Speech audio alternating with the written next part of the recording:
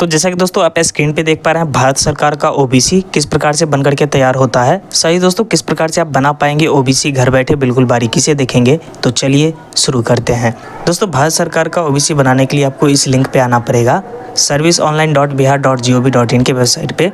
अब दोस्तों यहाँ पे आने के बाद सबसे पहले आपको क्या करना है, तो यहाँ पे आपको डिसाइड कर लेनी है कि जैसे कि सामान्य प्रशासन विभाग पे क्लिक करते हैं तो यहाँ पे देख पा रहे हैं जो ओबीसी है, एक है बिहार सरकार के प्रयोजनार्थ और दूसरा है केंद्र सरकार के प्रयोजनार्थ। तो दोस्तों अगर आप बिहार सरकार के लेवल का कोई फॉर्म भर रहे हैं तो वहाँ पे आपको बिहार सरकार के प्रयोजनार्थ जो है ओबीसी लगना है, और यदि आप केंद्र सरकार के लेवल का यानी कि भारत सरकार के लेवल का फॉर्म भर रहे हैं तो आपको केंद्र सरकार के लेवल का जो है डिक्लेरेशन फॉर्म यहाँ पे आपको अपलोड करनी होगी। तो दोस्तों ये दोनों फॉर्म होता क्या है, चलिए मैं आपको सबसे पहले ये दिखा देता हूँ। तो जैसा कि दोस्तों यहाँ पे आप देख पा रहे हैं फॉर्म 11 जो कि कुछ इस प्रकार से दिया गया है। ये फॉर्म ये है बिहार सरकार के प्रयोजनार्थ। तो इस फॉर्म को आपको जो है डाउनलोड कर लेनी है। सबसे पहला काम आपको इस फॉर्म को डाउनलोड कर लेना है। इसके अलावा दोस्तों यहाँ पे जो देख पा रहे हैं फॉर्म 8 जो नज़र आ रहा है यहाँ पे, ये है भारत सरकार के प्रयोजनार्थ। यदि आप केंद्र सरकार के लेवल का ओबीसी बना रहे हैं, जैसा कि यहाँ पे देख पा रहे हैं लिखा हुआ है केंद्र सरकार के प्रयोजनार्थ, तो आपको फॉर्म 8 जो है डाउनलोड कर लेनी है। अब दोस्तों ये फॉर्म किस प्रकार से डाउनलोड करनी है, तो जैसे कि देख पा रहे हैं यहाँ पे फॉर्म 11 जैसे ही आप लिख करके और फॉर्म लिख करके सर्च करेंगे तो यहाँ पे जो है ना फॉर्म 11 आवेदक का स्वयं शपथ पत्र आपके सामने ओपन हो जाएगा और इसे आपको डाउनलोड कर लेनी है।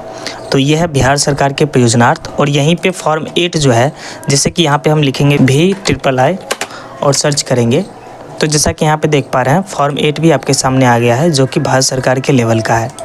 जैसा कि यहाँ पे आप देख पा रहे हैं भारत सरकार के प्रयोजनार्थ। तो कुछ इस प्रकार से यहाँ पे डिसाइड कर लेनी है कि आप किस लेवल का अप्लाई कर रहे हैं, क्या भारत सरकार का अप्लाई कर रहे हैं या फिर बिहार सरकार का।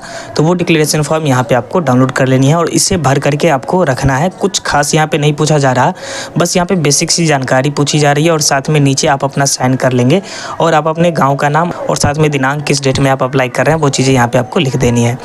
और इतना कुछ करने के बाद आपको आ जाना है RTPS की ऑफिशियल वेबसाइट पे। अब चूँकि दोस्तों हम बनाना चाहते हैं केंद्र सरकार के लेवल का, तो नॉन क्रीमी लेयर प्रमाण पत्र का निर्गमन केंद्र सरकार के प्रयोजनार्थ पे क्लिक करेंगे और सबसे पहले अंचल स्तर पे बनाना होता है। तो चलिए CO लेवल पे क्लिक कराते हैं। आपके सामने एप्लीकेशन फॉर्म ओपन हो जाएगा जो कि बिल्कुल बारीकी से आपको यहाँ पे भरना पड़ेगा। जो भी एप्लीकेंट है वो अपना यहाँ पे जेंडर सेलेक्ट करेंगे, साथ ही अभिवादन यहाँ पे सेलेक्ट करेंगे, अपना नाम यहाँ पे लिखेंगे। जैसे कि मान लीजिए किन्हीं का नाम मोहन कुमार है तो यहाँ पे मोहन और कुमार लिख करके स्पेस लगाएंगे तो ऑटोमेटिक इस साइड हिंदी में हो जाएगा। साथ ही जो भी उनके आधार कार्ड में डेट ऑफ बर्थ है या फिर मार्कशीट में जिस भी डॉक्यूमेंट के अकॉर्डिंग डेट ऑफ बर्थ डालना चाहते हैं वो डेट ऑफ बर्थ यहाँ पे डालेंगे। आधार संख्या को आपको बिल्कुल नहीं डालना है, यहाँ पे खाली छोड़ देना है। अगर आप डालते हैं तो आधार लिंक मोबाइल पे OTP जाएगा, तो इसलिए यहाँ पे आधार नंबर आपको नहीं डालनी।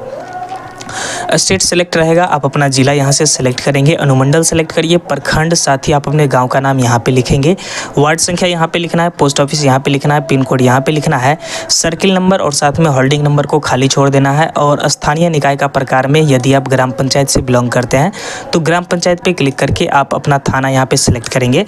साथ ही जो भी पंचायत है वो पंचायत यहाँ से आपको सेलेक्ट करनी है। अगर ऊपर वाला सेम पता आपका टेम्पररी एड्रेस है तो नॉर्मली सेम एज एबव पे क्लिक कराएंगे तो ऊपर का सारा पता ऑटो फिल हो जाएगा नीचे में, तो यहाँ पे पता आपको भरने की आवश्यकता नहीं पड़ेगी। इसके बाद दोस्तों यहाँ पे देख पा रहे हैं धर्म पूछा जा रहा है, तो आप अपना जो भी धर्म है आपका, जैसे कि हिंदू है तो यहाँ पे आप नॉर्मली लिख सकते हैं कुछ इस प्रकार से हिंदू लिखने के बाद दोस्तों जैसा कि यहाँ पे देख पा रहे हैं वर्ग कैटेगरी आपको सेलेक्ट कर लेना है, अन्य पिछड़ा वर्ग, जाति किस जाति से आप बिलोंग करते हैं वो जाति यहाँ से आपको सेलेक्ट कर लेनी है। साथ ही अगर आपके जाति का उपजाति है तो यहाँ पे आ जाएगा, नहीं तो ये प्लीज़ सेलेक्ट कुछ इस प्रकार से ही शो करेगा, तो इसे आपको खाली छोड़ देना है। ऐसे ही पेशा में क्या आप छात्र हैं तो छात्र को सेलेक्ट करेंगे और साथ में स्क्रॉल डाउन करते हुए आप अपने पिता का नाम यहाँ पे लिखेंगे, हिंदी में ऑटोमेटिक हो जाएगा। पिता का जाति यहाँ पे आपको सेलेक्ट करनी है, साथ ही माता का नाम यहाँ पे लिखेंगे। यदि आप किसी शादीशुदा लेडीज़ का बना रहे हैं तो उनके पति का नाम यहाँ पे आपको दर्शाना पड़ेगा।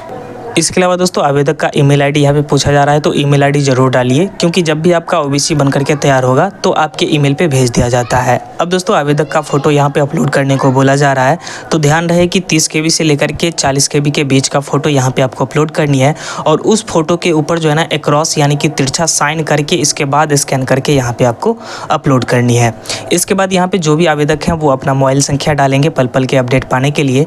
साथ ही स्क्रॉल डाउन करते हुए यहाँ पे आपको कुछ नहीं करना है, सीधे नीचे आना है। यहाँ पे 6 नंबर वाले सेक्शन में वार्षिक आय में तो आपके पास आय प्रमाण पत्र बना हुआ होना चाहिए।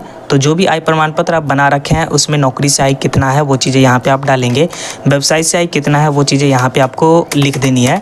साथ ही क्या आपका पेंशन से आय है तो डालिए, नहीं तो जीरो, यानी कि आय प्रमाण पत्र के अकॉर्डिंग यहाँ पे आपको जो है ना डाटा को फिल करना पड़ेगा। साथ ही दोस्तों यहाँ पे देख पा रहे हैं क्या आप कर भुगतान है, क्या आप टैक्स पे करते हैं, तो नहीं, बिल्कुल नहीं करते, तो नहीं पे क्लिक करेंगे। और यहाँ पे भी आपको अन्य कुछ बातें में यहाँ पे भी आपको नहीं लिख देना है यदि आप टैक्स नहीं पे करते हैं तो। साथ ही संलग्न यानी कि अटैचमेंट में यहाँ पे आपको जो है फॉर्म 8 जैसा कि यहाँ पे आप देख पा रहे हैं अपलोड करना है। जैसा कि ये जो फॉर्म हमने आपको दिखाया था भारत सरकार के प्रयोजनार्थ, ये फॉर्म भी आपको यहाँ पे अपलोड करने होंगे, जैसा कि ये बाय डिफ़ॉल्ट सेलेक्ट ही रहेगा।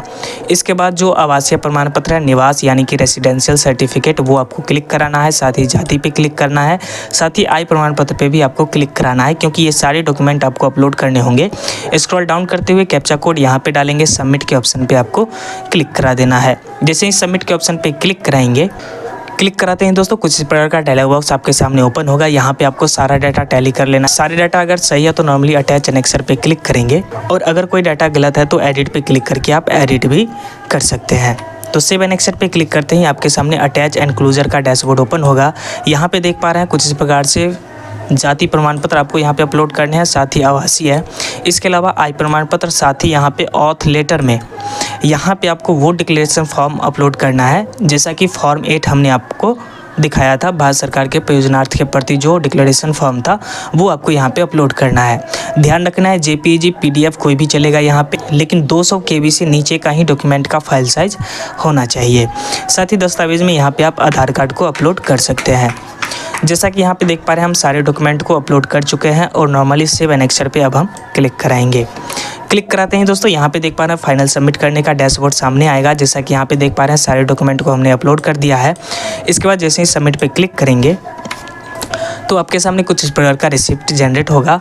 अब दोस्तों अगर आप सोच रहे हैं कि घर बैठे ऑनलाइन आप अप्लाई कर दिए हैं तो बन जाएगा, तो ऐसा बिल्कुल नहीं है। आपके जो भी RTPS काउंटर है, जो भी आपके ब्लॉक हैं, उस काउंटर पे आपको जाना है, RTPS के काउंटर पे ये रिसिप्ट लेकर के, और साथ में जाति आय आवासीय, साथ में आधार कार्ड और फोटो एक पासपोर्ट साइज लेकर के जाना पड़ेगा।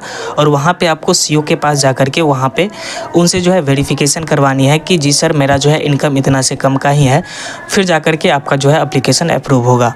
तो इस बात को खास तौर पे ध्यान रखें कि अप्लाई करने के बाद वेरीफाई ज़रूर कराएं। वीडियो कैसा लगा प्लीज़ कमेंट सेक्शन में ज़रूर बताइए, और साथ ही ये फॉर्म डाउनलोड करने के लिए आपको गूगल के सर्च इंजन में टाइप करना है फॉर्म 8 या फिर फॉर्म 11, तो ऑटोमेटिक आपके सामने डिक्लेरेशन फॉर्म आ जाएगा। दोस्तों अगर आपका किसी भी प्रकार का डाउट है तो प्लीज़ कमेंट सेक्शन में कमेंट ज़रूर करिएगा।